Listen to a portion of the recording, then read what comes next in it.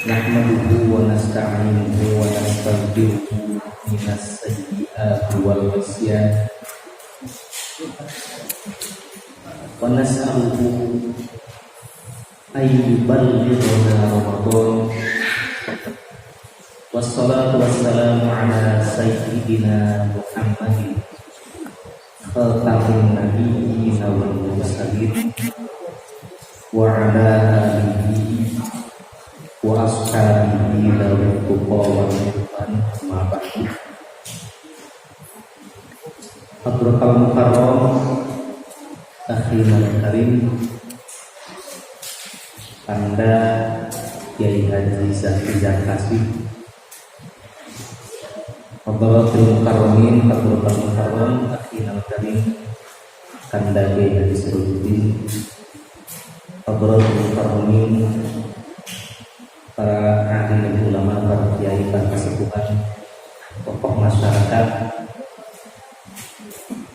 Tidak lupa yang saya hormati juga Produser Jalsah, pengatur acara yang telah memberikan waktu pada saya. Alhamdulillah, pada kesempatan ini kita dapat bertemu, bermuajahat, bersilaturahmi.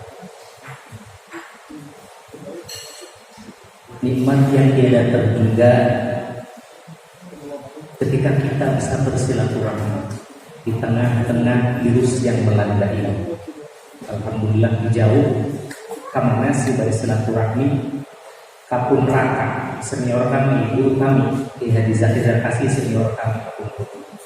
Jadi nyaburu nyakak. Alhamdulillah biasa silaturahmi tadi. Mudah-mudahan hiburan tidak akan pernah ada masjid yang ditutup. Mudah-mudahan. Itu artinya berarti kita selalu aman. Selalu aman. Sehingga tidak perlu pemerintah menutup kegiatan yang ada di masjid. Mudah-mudahan aman Pak Ibu. Daya hal-hal yang bisa membuat pemerintah, membuat kita dilarang untuk berkumpul atau mengadakan kegiatan-kegiatan, baik itu kegiatan sosial, kegiatan keagamaan, atau kegiatan apa saja. Mudah-mudahan daya dibangun karena selalu aman. Ingat dinamai salah satu hadis, tidak marortum dirya bil jannah fartang.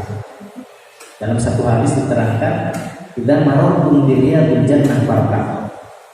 Kalau kalian melewati, melintasi taman surga yang ada di dunia ini, farta'u ay fajlisu ma'ahu. Farta'u maka duduklah bersama mereka. Ay fajlisu ma'ahu, yaitu duduklah bersama mereka untuk mendengarkan taklim-taklim yang ada di majlis taklim tersebut, yang ada di taman surga tersebut. Lantas para sahabat bertanya, Fama riyadul jannah ya Rasulullah. Apa yang disebut taman surga sementara kita masih berada di dunia? Kenapa ada taman surga di dunia? Kata Rasulullah SAW, hilakul dzikri, yaitu perkumpulan tempat manusia berzikir, au majlisul ilmi, au majlisul halal wal haram. Syarah hadisnya menerangkan bahwa yang disebut riyadul jannah, taman surga yang ada di dunia ini adalah perkumpulan zikir seperti kita tadi telah melaksanakan zikir dan istighosah. Alhamdulillah. Mudah-mudahan kita semua di sini sedang berada di taman surga. Au majlisul ilmi, au majlisul halal wal haram. Atau di sana tempat disampaikannya mana perkara halal atau mana perkara haram. Itu membahas hukum-hukum agama. Jadi tempat-tempat pengajian, majlis-majlis taklim itu riyadul jannah di dunia. Itu adalah taman surga yang ada di dunia ini. Jadi kalau kita ingin selalu merasakan nikmatnya taman surga, maka sering datang ke majlis taklim. Nikmat surga di majlis taklim. Kopi di kopian, kue di kue, rokok di rokok, cahaya di cahaya. Lalu belum tentu nikmat orang mati pada itu. Belum tentu nikmat. Nyambungan ilmu, nyambungan pahala silaturahmi, nyambungan batur bermuajahah, yang orang menanggeng surga tetapi menanggeng tamu surga ini. Sehingga ini merupakan suatu wasilah. Barang siapa orang yang sering datang ke majelis ilmu, maka ini menjadi suatu pelantara, orang tersebut akan mudah melalui nanti di akhirat akan mudah untuk sampai ke taman surga. Mudah-mudahan kumpulan orang begini dan boleh silaturahmi. Sebab dengan bersilaturahmi panjang umurnya, berkah rezekinya pasti silaturahmi.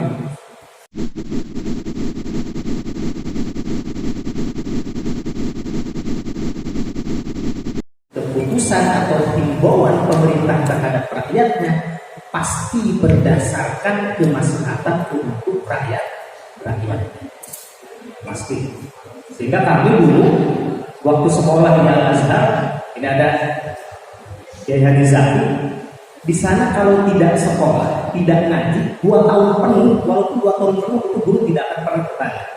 Mau ditanya guru, pusat kuliah, kamu apa yang 4 kilo ngaji? Kamu apa yang 4 kilo sekolah? Kamu apa yang 4 kilo kuliah? Tapi lalu tidak ada 2 kali, ketirpan dia pasti. Lalu tidak sahur, anu cari anu di asrama di Madinah Munawwarah, lalu kedua ternyata sahur lebih dari 2 kali tidak makan, maka ketiga kalinya dia pasti dipanggil. Pasti dipanggil.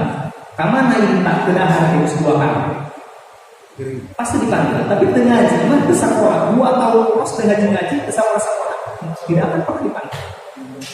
Sehingga kami sering bertanya kepada orang dosen, kunaon ari teu ngaji pilok ditayangan di kubur, ari teu dahar 2 kali dia lagi ditayangan.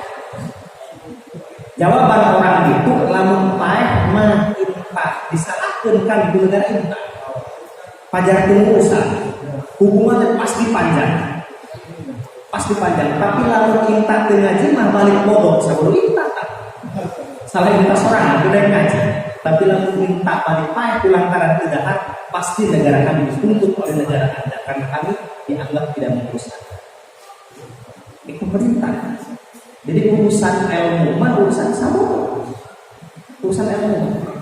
Tapi lalu bahaya, nggak bahaya pun karena jiwa sampai menyebabkan nyawa orang melayang, pasti pemerintah bertindak. Dan ini tugas pemerintah. Terus bagaimana sikap kita? Bagaimana sikap kita supaya orang naon namina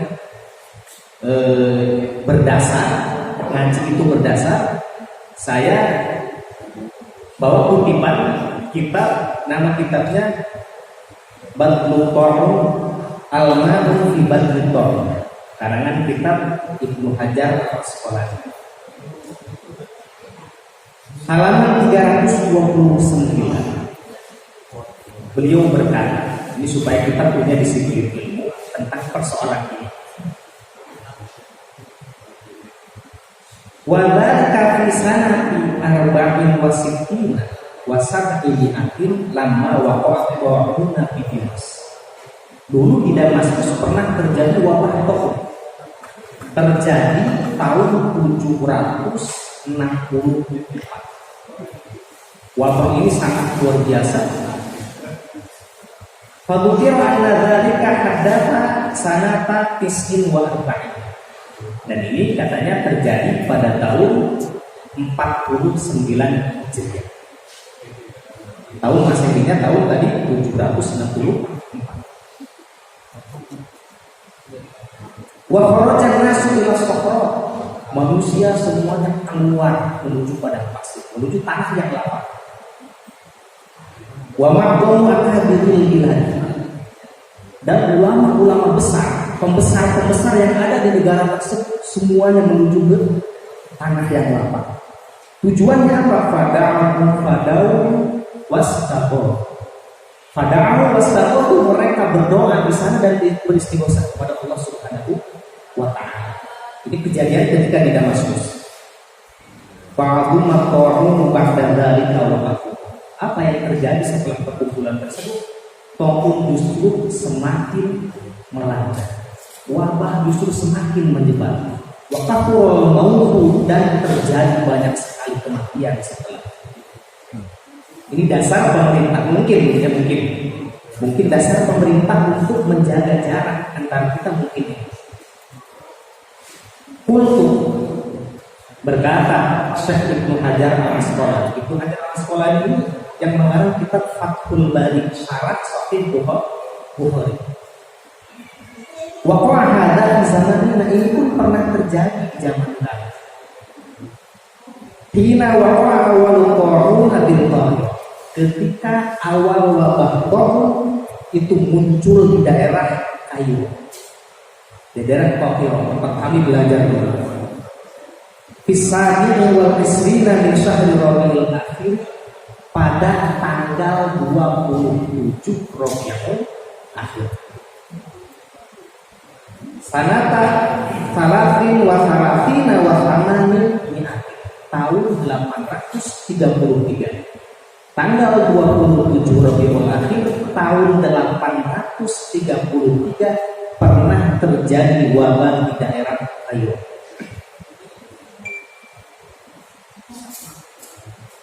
Fakana ada kuman yang biha dunal arba'ina fi kulli jauh.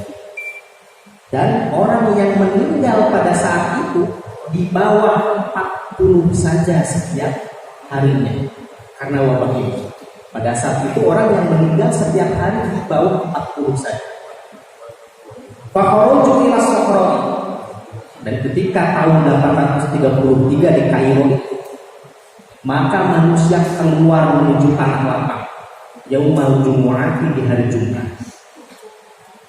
Di hari Jumat mereka menuju tanah lapang, keluar kama fil istisqa, sebagaimana mereka melaksanakan sholat istisqa. Ba'da an-nudiya fihim bisyami thalathati ayyam, setelah mereka diperintah untuk melaksanakan puasa 3 hari dulu sebelum perkumpulan di hari Jumat di tanah lapang. Jadi dari mulai hari Selasa, Rabu, Kamis mereka berpuasa 3 hari. Setelah itu mereka diperintahkan untuk berkumpul di tanah lapang dengan tujuan akan berdoa kepada Allah SWT agar wabah atau itu sendiri cepat hilang. Tujuannya seperti itu.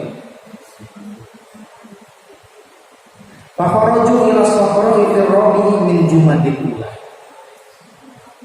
Mereka keluar semuanya tanggal 4 di Jumadil Awal. Tanggal 4 Jumadil Awal mereka keluar semuanya menuju tanah lapang untuk melaksanakan doa bersama dan beristighosa. Wajtama'u wa da'u wa aqamu sa'atan tsumma raja'u.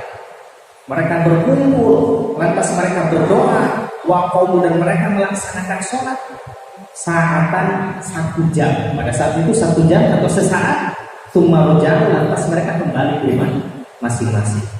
Faman salahus sahru hatta sara adadun man adadu man yaqutu fi kulli yawmin bil qahirati fawqa alfi thumma yatasaya. Setelah itu dilaksanakan, faman salahus sahru, bulan itu tidak terbebas sama sekali dari wabah corona.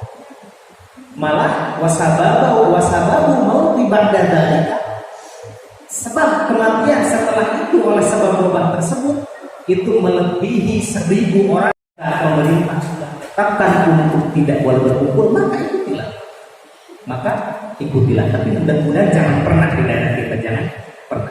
Tapi itu sedikit gambaran dasar pemerintah untuk melaksanakan PSBB sekarang. Dasarnya itu. Artinya dikaji dalam konteks ilmu agama juga memang sejarah itu pernah. Dulu ketika Ibnu Abbas radhiyallahu anhu, ketika zaman beliau, ketika para sahabat masih hidup, amara mu'adzinahu bi ayyu'adzinan nasa bis-shalah. Ibnu Abbas pernah memerintahkan muadzin untuk agar memberitahukan orang lain bahwa waktu sholat telah fi yaumin maqli, pada saat ketika itu hujan lebat. Ibnu Abbas berkata apa kepada muadzin?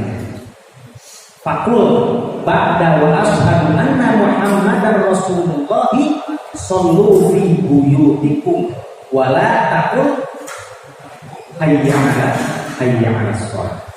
Maka kamu ketika ada nanti harus berbicara, harus adzan setelah asyhadu an la ilaha asyhadu anna wa asyhadu anna Muhammadar Rasulullah, sallu fi buyutikum, salatlah kalian di rumah kalian masing-masing.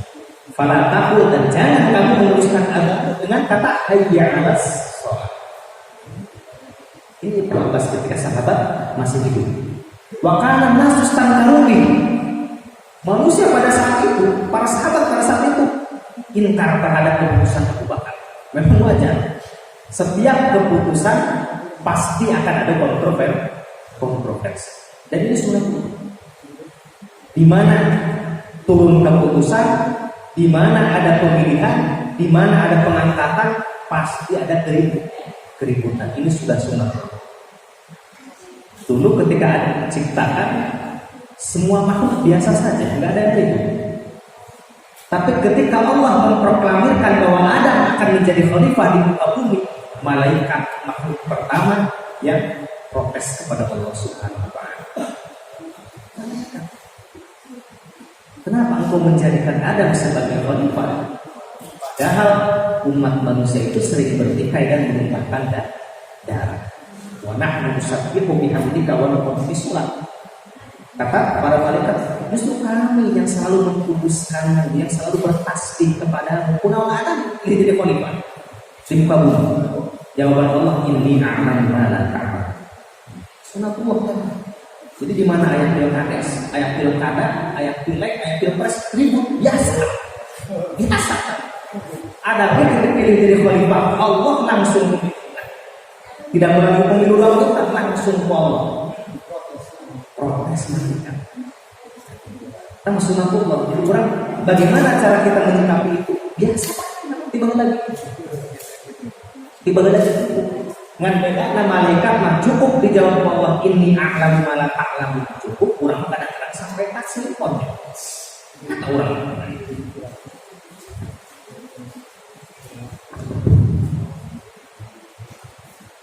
Wa kana nasu stankarubi. Kembali kepada riwayat yang tadi.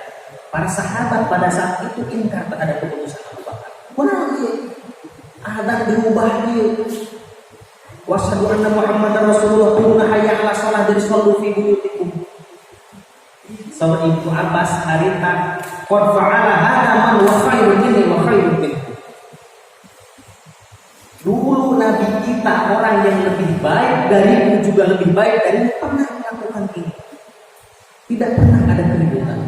Tapi kenapa ketika saya mengikuti Nabi, ketika saya mengikuti Nabi, ajaran Nabi yang pernah Nabi ajarkan, kalian ribut semua? Jawaban Ibnu Abbas, qad fa'ala hadza man huwa khairun minni wa khairun minkum. Dulu Nabi pernah melakukan ini, kenapa harus ribut? Wahyu ribut gitu. Barang Ibnu Abbas menghimbau seperti ini. Innal jumu'ata azinah. So Ibnu Abbas mohon, ya, sholat Jumat itu adalah kepastian hukum, pasti wajib. Suatu azimah. Azimah ini namun nilai usul fikih lawana itu rukhsah. Kebalikan daripada rukhsah. Iya. Sholat Jumat itu kepastian, wajib. Saya juga tahu. Walakinni, tetapi saya, kata Ibnu Abbas, akhafu ayyam syian nasu fi dinin wadah. Tetapi saya tidak mau sampai menyusahkan manusia untuk datang ke masjid, mereka jalan di tanah yang lumpur juga basah kuyup kena air hujan. Ibnu Abbas. Sehingga dinafiki para ulama minta al-duril jamaah al-maqam. Bagian daripada udur kehadiran jamaah eta hujan. Hujan masuk. Nyangkasna tina hadis anu minta al-duril jamaah al-maqam. Sehingga orang macam ini, oh wajar, ternyata hadisnya jelas. Hadisnya jelas. Terus kurang-kurang yang ribut, kurang. Karena dasarnya sudah jelas, kalau mau dibaca sadayana seueur. Kita dina Sahih Muslim ayat, dina riwayat Abi Daud ayat, dina riwayat Imam Ahmad ayat, dina riwayat dari ini ayat. Semua hadis yang menerangkan tentang ini. Ini hanya sebagian yang disampaikan agar kita bisa berpikir, bisa objektif menyikapi persoalan-persoalan ini. Akhirnya urang mantos, namun namanya husnudon lah ke pemerintah bahwa tidak ada kepentingan apapun kades, camat, bupati. Nah, coba kepentingan ini tak ulang-ulang kumpulan kalau bukan untuk kemaslahatan yang kembali kepada kita juga. Malah secara ekonomi malah secara ekonomi. Soalnya sebenarnya kalau darah untung itu jadi tahan masyarakat tahu sebenarnya nggak untung itu tahu sih lah. Kok mau orang bodoh nih? Tapi karena tugas pemimpin itu melindungi rakyatnya sehingga harus ada himbauan. Rasulul iman yang akan orangnya menuntut bil maslahat. Ini sekedar ilmu pengetahuan bahwa semuanya berdasar. Maka aneh sekarang banyak orang mendadak ngaku soleh. Mendadak ngaku soleh. Jadi di daerah yang masjidnya sekarang memang menurut aturan pemerintah sudah tidak boleh ada aktivitas. Karena masjid terbuka lebar, tidak ada yang melarang telok ke masjid.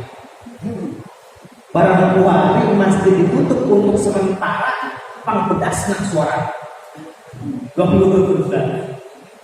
Padahal enggak lagi telok ke masjid. Banyak orang yang mengaku soleh. Orang-orang ngiliwan. Jangan ikut-ikutan hal seperti itu. Imam Ghazali pernah nyarios dengan kitab Tahaqququl Falasifah, dulu saya tahu kitabnya dari Man huwa yansuhu la bi qawlihi akbaru min darrihi mimman yaq'anu fihi. Bahayanya agama ketika ditolong, diteriakan oleh orang-orang yang tidak mengerti akan ilmu agama itu sendiri, itu justru lebih berbahaya daripada serangan-serangan mereka yang mencaci agama kita, daripada mereka yang tidak senang dengan agama kita. Lebih bahaya kebatan Yahudi di Nasrani. Doa besar iman yang suruh la biqalihi akbaru qalihi mimman yang anufi. Bahayanya agama itu lebih besar. Bahaya agama ketika ditolong oleh orang yang tidak mengerti agama, tidak sesuai dengan jalurnya, tidak sesuai dengan protapnya tadi sahut Bapak, itu lebih besar daripada serangan orang-orang yang tidak suka terhadap agama itu sendiri. Jadi orang pilih kalau terkata suara bedas, seakan-akan sok agamis, seakan-akan membela agama, padahal doa besar mimman yajsuhu la biqawlihi. Kita sedang menolong agama kita tidak sesuai dengan prosedurnya, sehingga orang lain justru lebih menghina agama kita karena perilaku kita. Sabari agama mah bagus goreng aku macam mana? Agama mah bagus goreng aku macam umat. Saya bercerita ini kisah nyata. Dulu ada tamu sekitar 2 tahun yang lalu, kalau Foxin ke rumah saya. Beliau sudah pegawai negeri dan sudah masuk Islam. Sekitar 20 tahun yang lalu beliau masuk Islam dan menikah dengan orang muslimah. Mulai banyak orang mana? Dia masuk Islam karena dia ditugaskan ketika di pegawai negeri di daerah yang notabene penduduknya muslim. Aslinya orang Bandung. Bahaya ini lalu Pandeglang itu agama Islam. Mantap banget impor Pandeglang. Itu adalah Pandeglang. Sehingga dia masuk Islam. Masuk Islam didasari karena dia takut menyelamatkan dirinya. Jaga awal kemana hayang, menang hayang daftar pegawai negeri kemudian ditempatkan di Pandeglang. Dan dia menikah dengan seorang muslim di Pandeglang. Tetapi dia curhat. 20 tahun ketika haji memeluk agama Islam, tapi sampai sekarang belum pernah meyakini kebenaran agama Islam. Ada. Kayak rumah tadi 20 tahun agama Islam. Ada istri Islam, istri santri. Alhamdulillah istri saya santri. Anak pun sekarang di Pondok seorang aja. Istri mas santri di Baros, orang Baros. Istri mas santri tidak berubah sedang malah menikahkan lagi kiai. Malah banyak kiai yang senang dengan Islamnya saya. Tapi sampai hari ini saya belum pernah meyakini kebenaran agama yang saya tahu. Kan kaget. Kayak pemajikan yang itu gitu kan. Dia tertutup sekali, hanya curhat kepada saya. Barangkali saya lihat kan jadi bisa menerima curhatan itu. Curhat. Ditanya Pak, kunaon 20 tahun lama yang memeluk agama Islam, tapi belum meyakini kebenaran agama Islam. Itu aja selepasnya apa ya? Cek mana? Hak ini cerita nyata. Hak. 1 tahun 2 tahun saya belajar Islam, barangkali saya akan menemukan kebenaran. Dongkap kita kiai, mungkin baik. Kiai, abdi kampung pun Kristen. Oh, udah sana kita. Berikan masuk Islam. Mau masuk. Sudah barang ya Kristen. Agama dan guru saya jelek-jelekan terus. Datang saya ke kiai ini sama. Datang saya ke kiai ini sama. Selalu menebar kebencian. Yang pada akhirnya setelah 2 tahun saya mempelajari Islam, mempelajari Al-Quran, saya tinggalkan. Ternyata soalnya sampai sekarang saya masuk Islam hanya untuk menyembunyikan identitas. Saya kalau ke Bandung masih saya ikut dengan kawan-kawan di Bandung ke gereja. Tapi musabdah dan belum bisa itu. Soalnya ternyata setelah saya pelajari, setelah saya dalami ulama-ulama Islam, kiai-kiai Islam, kabehnya sederhana. Jangankan dengan agama saya yang dulu, dengan Yahudi dan Nasrani, sesama mereka pun mereka selalu saling mencaci dan memaki. Malah dijustifikasi dalam agama Nasrani itu mau lebih masuk surga. Kristen mau lebih masuk surga biasa. Dulu ketika saya di Kristen tidak pernah uskup saya, pendeta saya menjelek-jelekan ulama-ulama di Islam. Belum pernah menjustifikasi bahwa surga hanya milik mereka. Ternyata ini penyakitnya. Oh, itu. Mungkin beliau belum bertemu orang yang pas. Saul Abi, kata siapa surga hanya milik orang Islam. Nabi Isa agamanya apa? Nasrani. Terus Nabi Isa di mana? Di surga. Dan kami pun orang Muslim meyakini Nabi Isa masuk surga. Nabi Musa agamanya apa? Yahudi. Oke, Nabi Musa agamanya Yahudi. Ibrahimiyah. Kami pun meyakini bahwa Nabi Musa berada di surga, masuk surga dengan orang-orang yang beriman kepada Nabi Musa dan Isa. Jadi memang dakwah itu ada manhajnya, ada metodenya, sehingga membuat orang lain tertarik dengan agama kita. Jadi bagus goreng agama orang, tergantung orang menjualnya, tergantung orang mempromosikannya. Bagus goreng agama orang kemauan. Lalu orang menampilkan agama itu keras, seakan-akan semuanya kekerasan terus dan timbulkan. Maka orang lain akan berpikir, oh ini Islam. Gambarnya seperti itu. Mereka, alhamdulillah orang itu sering konsultasi dengan abdi dan dia mulai mau kembali mempelajari Al-Quran. Memang canggih sama Al-Quran. Mulai dia kembali mempelajari Al-Quran. Ikro balik itu. Ternyata tidak semua ulama di Islam seperti itu ya Pak Haji. Buktinya justru buktinya ketika saya ngobrol dengan Pak Haji, seakan-akan semua orang potensi masuk surga sebenarnya. Seakan-akan semua orang berpotensi untuk masuk surga.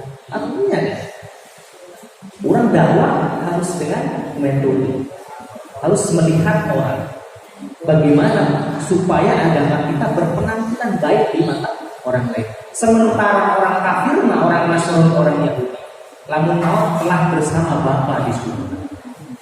Langsung surga kan? Telah bersama Bapa di surga. Orang mah lamun mau bebasaan, sok aya bebasaan belum tentu rok kiai gitu. Tergantung amal Allah. Mau makan neraka, kiai itu masih dikitukeun. Atau kamu ini biasa. Kudu teh masih naik ke Islam. Kiai namanya belum tentu cenah.